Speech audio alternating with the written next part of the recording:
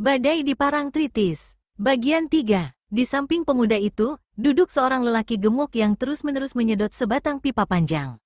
Bau tembakau yang terbakar memenuhi tempat itu. Di atas meja, terutama di kepala meja, terdapat banyak makanan. Kendi-kendi tanah berisi tuak tak terbilang banyaknya. Tampaknya makanan dan tuak itu belum disentuh sama sekali, mungkin masih menunggu sesuatu. Wiro memandang berkeliling, mencari-cari. Namun, orang yang dicarinya, yakni si nenek hitam bergigi emas, tak tampak hadir di tempat itu. Kakek berpakaian hitam memberi isyarat pada Wiro dan perwira muda itu. Lalu, keempat orang yang baru datang ini mengambil tempat duduk.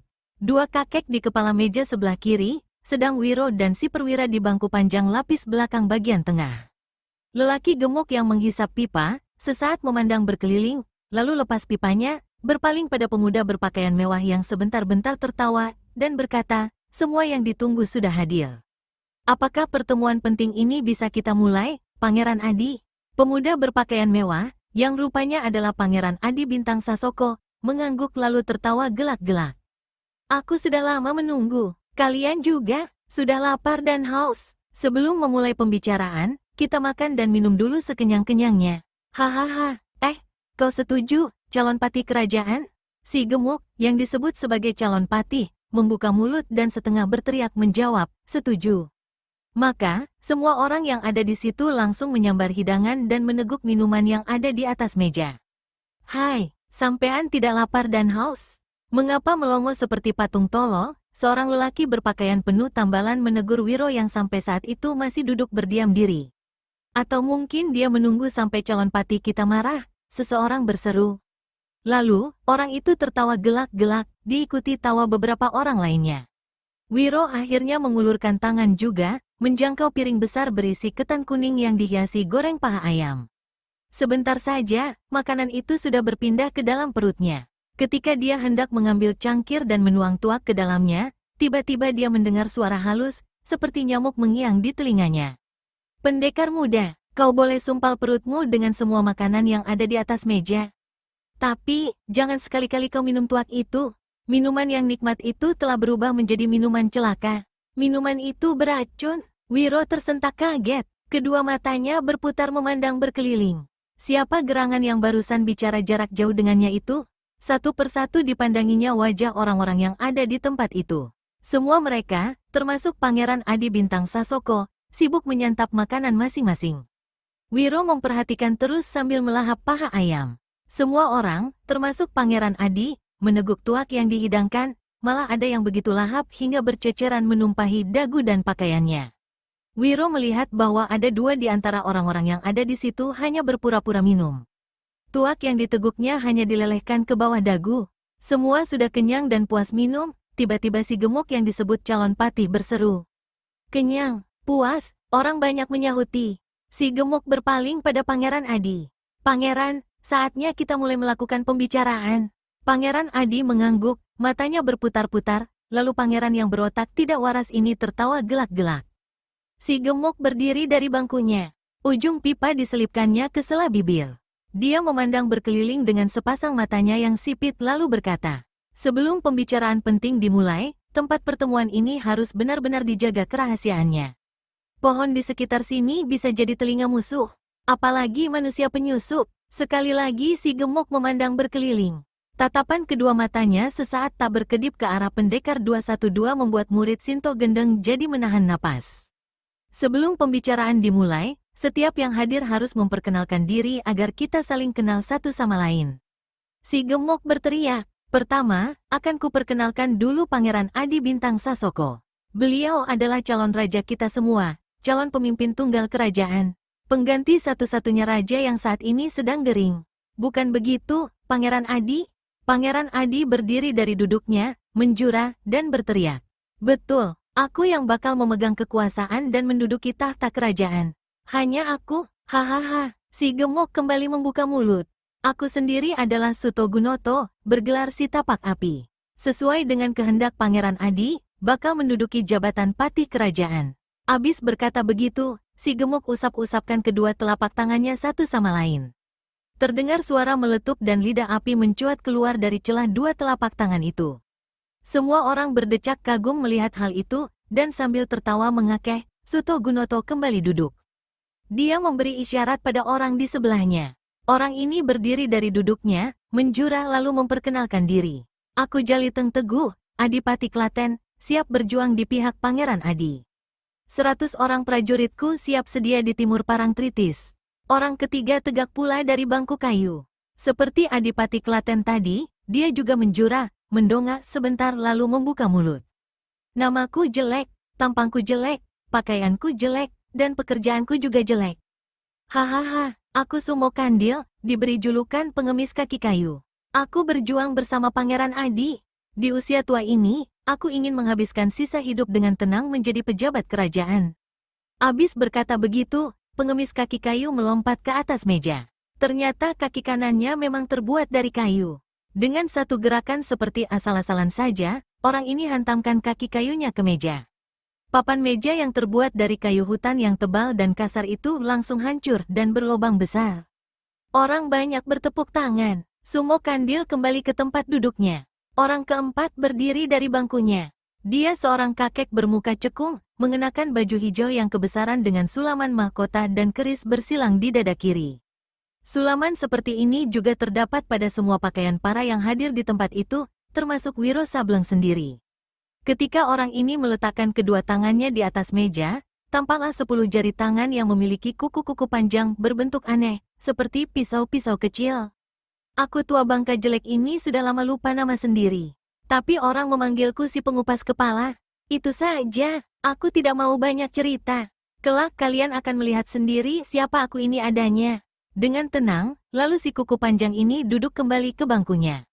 Orang kelima sampai ke-9 ternyata adalah adipati dari daerah utara dan barat. Setelah menyebutkan nama masing-masing dan berasal dari kadipaten mana, sambil tak lupa mengatakan bahwa sekian puluh atau sekian ratus prajuritnya sudah bersiap sedia, maka masing-masing kembali duduk di bangku panjang. Orang yang ke-10 adalah satu dari 2 kakek berpakaian hitam. Aku juga ikut-ikutan pikun, lupa nama, bersama adikku ini. Si kakek menunjuk pada kakek satunya yang duduk di sebelahnya, kami dikenal dengan julukan sepasang tombak dewa. Aku mendapat kepercayaan menjadi panglima pasukan kerajaan dan adikku menjadi wakilnya. Panggil saja aku ini tombak dewa ke-1, dan adikku tombak dewa kedua. Soal kepandaian, kami pernah merajai rimba persilatan di pantai selatan ini. Tapi saat ini kami tidak enak badan, tak mau pamer kepandaian.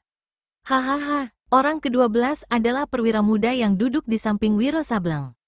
Setelah mengerling sesaat pada Wiro, orang ini berdiri dan memperkenalkan diri. Namaku Aryo Ladam, jabatan terakhir perwira muda pada pasukan kerajaan. Tapi mulai detik ini, jabatan itu tidak kupakai lagi, karena ingin menyumbangkan bakti pada calon raja kita yang baru, yaitu Pangeran Adi Bintang Sasoko. Soal kepandaian, mungkin banyak di antara para hadirin memiliki kepandaian jauh lebih tinggi dariku. Sebelum berangkat kemari, aku telah berhasil membina sekitar 60 prajurit dan 2 perwira muda untuk berjuang di pihak kita. Mereka semua berada di kota raja. Mereka akan melakukan gerakan menyusup dan menghantam lawan di pusat kota. Mereka siap menunggu perintah. Sutogunoto mengangguk-anggukkan kepala, sementara Pangeran Adi Bintang Sasoko tersenyum-senyum sambil meneguk tuak. Sambil mengangkat kendi tuak, pangeran itu berkata, sesuai janji, kau akan aku angkat sebagai kepala pengawal raja. Pangkatmu dinaikkan 2 tingkat. Terima kasih, pangeran, kata Aryo Ladam dengan senang hati seraya menjura, lalu duduk ke tempatnya kembali. Kini giliran pendekar 212 Wiro Sableng memperkenalkan diri. Setelah menggaruk kepala lebih dulu, pendekar ini berdiri dan menjura ke arah Pangeran Adi serta si tapak api. Sikap ini membuat kedua orang itu merasa senang, karena sebelumnya tidak ada seorang pun yang memberikan penghormatan ketika memperkenalkan diri. Mohon dimaafkan kalau namaku jelek didengar. Aku Wiro Sableng, pendekar pengangguran yang dicap berotak kurang waras. Apa yang menjadi tujuan para tokoh yang hadir di sini, menjadi tujuanku pula. Kita bersama-sama berjuang. Wiro lalu duduk kembali. Dalam hati dia menyumpah, persetan dengan perjuangan gila ini.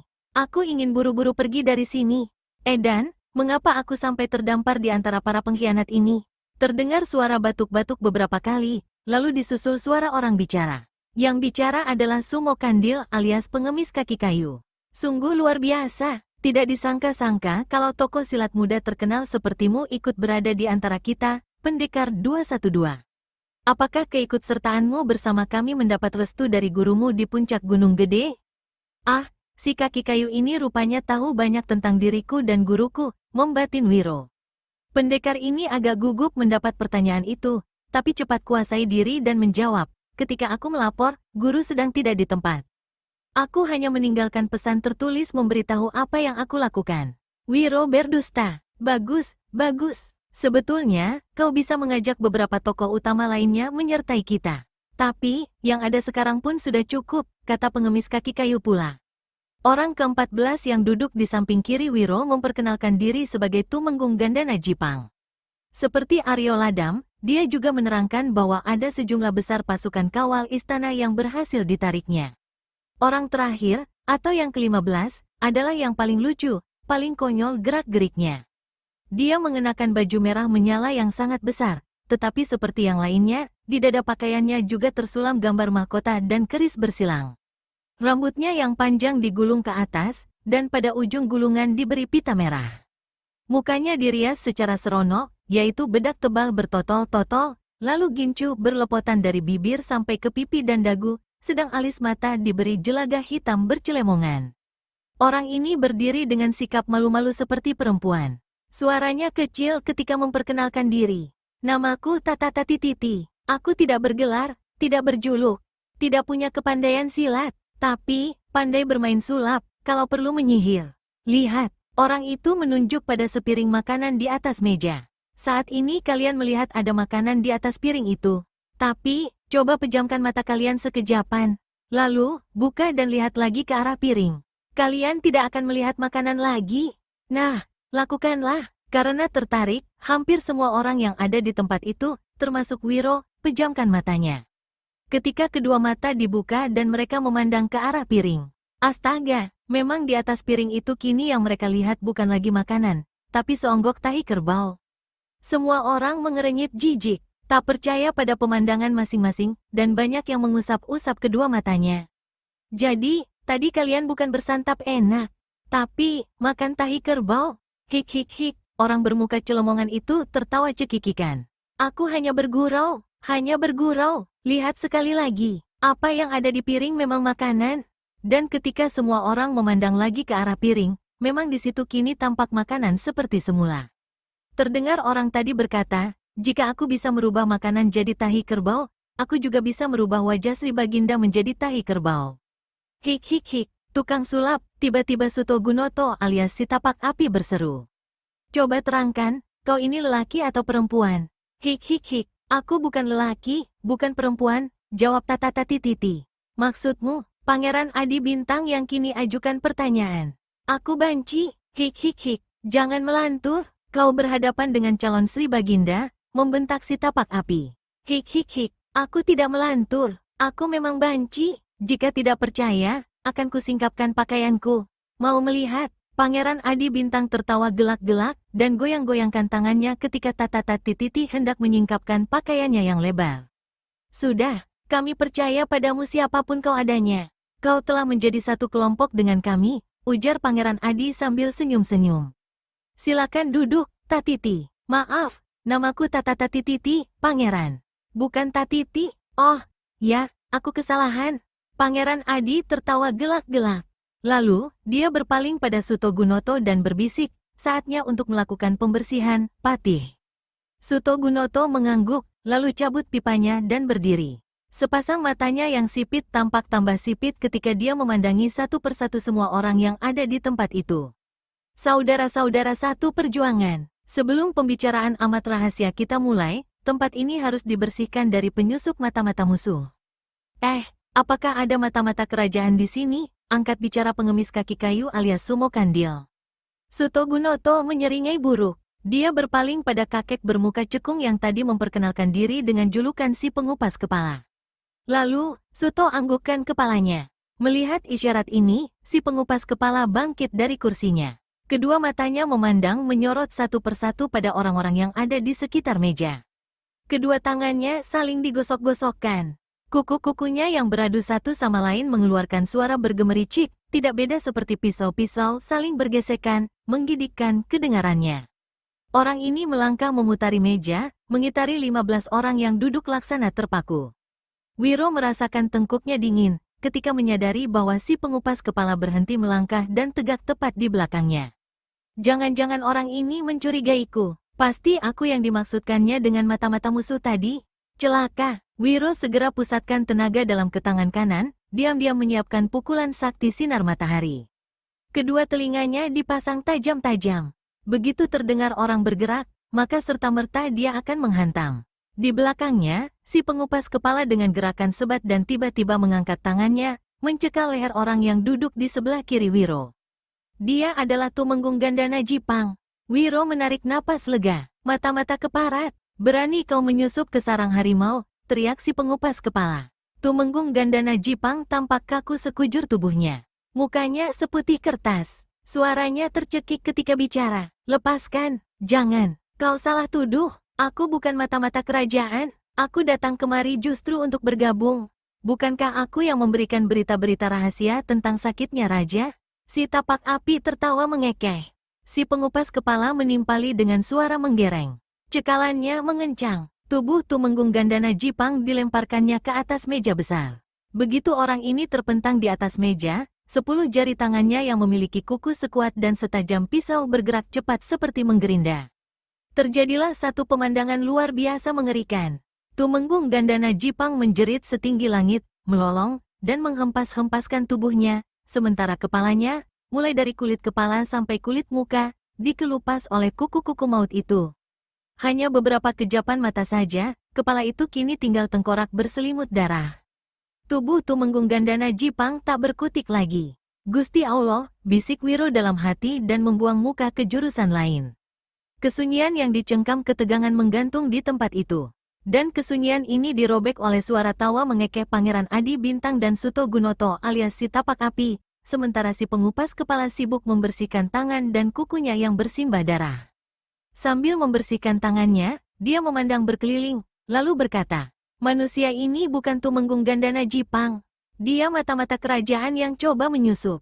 Tumenggung Gandana Jipang yang sebenarnya berada dalam penjara. Wiro tidak peduli apa yang diucapkan oleh orang itu. Ingin sekali dia meninggalkan tempat itu. Ketika dia hendak bergerak bangkit, tiba-tiba si tapak api berseru. Ada tamu datang, bersihkan meja. Pengemis kaki kayu cepat berdiri. Kaki kayunya bergerak ke atas meja. Tubuh Tumenggung Gandana Jipang mencelat mental dan lenyap di antara pohon-pohon lebat yang mulai tenggelam dalam gelapnya malam yang baru turun. Jilid 5. Yang datang ternyata ada 2 orang. Yang pertama seorang lelaki tinggi kekar berambut kelabu, dan memegang sebuah tongkat sepanjang 3 jengkal di tangan kanannya. Di samping orang ini, agak ke belakang sedikit, berjalan seorang gadis berkebaya panjang biru dengan sulaman gambar mahkota, serta keris bersilang di dada kirinya.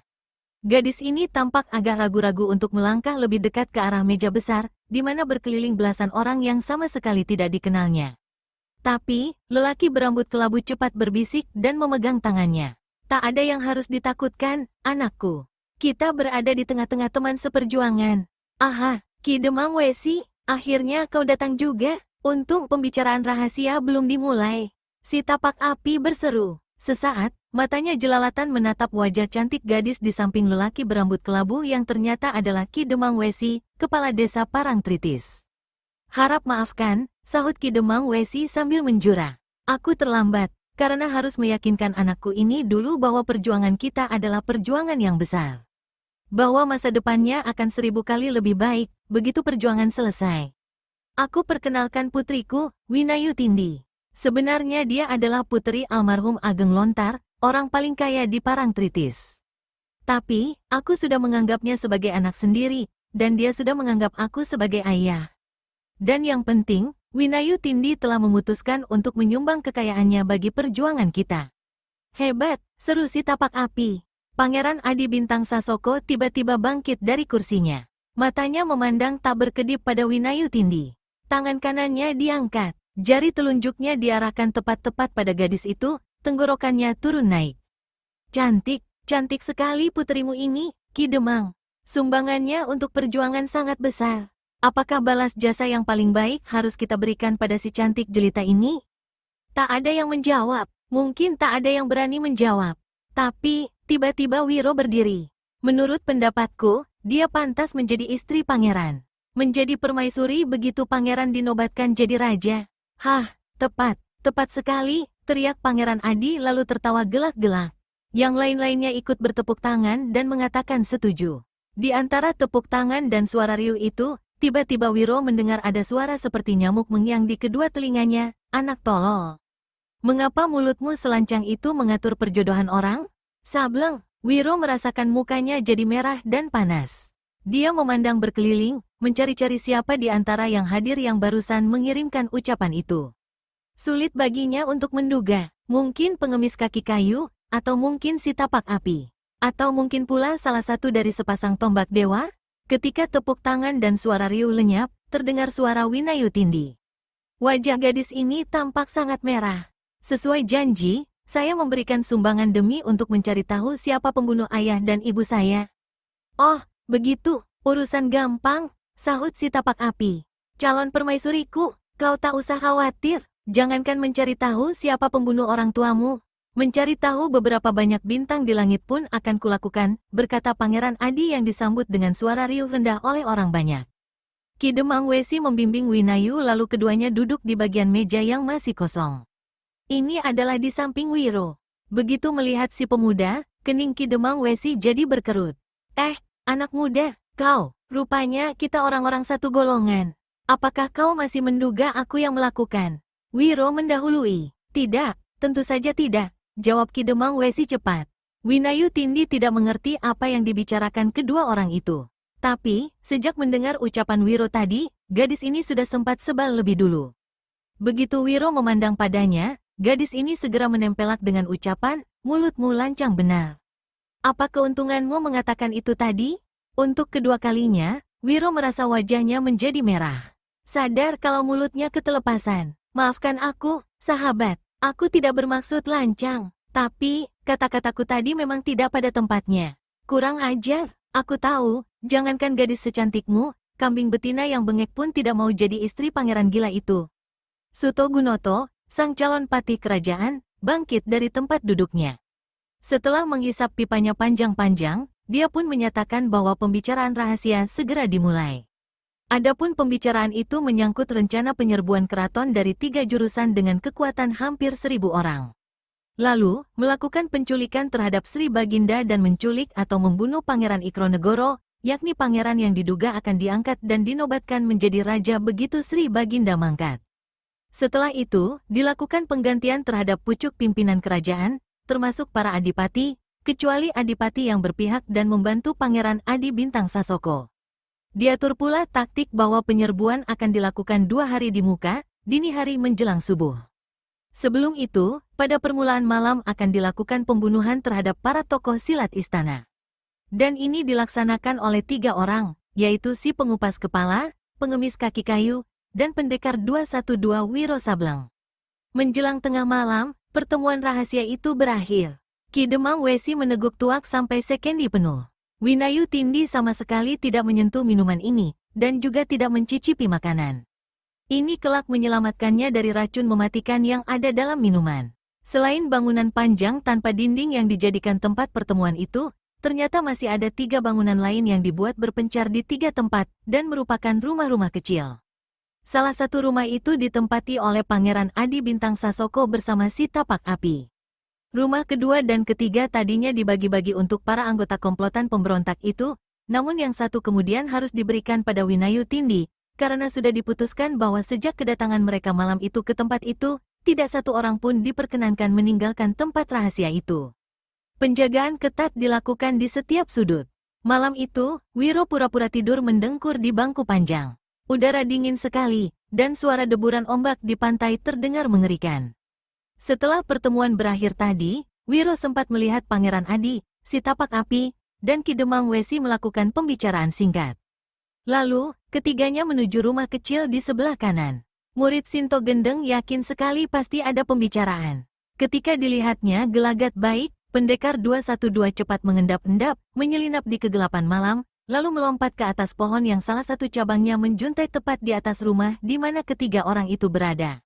Dari atas pohon, Wiro dapat mendengar pembicaraan orang-orang itu cukup jelas. Ki Demang Wesi, malam dingin begini aku ingin berada dekat puterimu yang cantik itu. Apa jawabmu, Ki Demang? Terdengar suara Pangeran Adi. Pangeran, gadis itu masih terguncang jiwanya akibat kematian kedua orang tuanya. Tunggulah beberapa hari, dia akan menjadi permaisuri pangeran jika pangeran memang menyukainya, begitu jawaban Ki Demang Wesi. Tentu saja aku menyukainya, hahaha, seperti aku menyukai sarapan pisang goreng dan kopi hangat pada pagi hari. Hahaha, Ki Demang, tadi aku mendengar gadis itu menyatakan bahwa sumbangan diberikannya dengan imbalan kita harus mencari tahu siapa pembunuh kedua orang tuanya. Bukankah persoalan itu sudah kuserahkan agar kau selesaikan dengan tuntas? Yang bicara adalah si tapak api.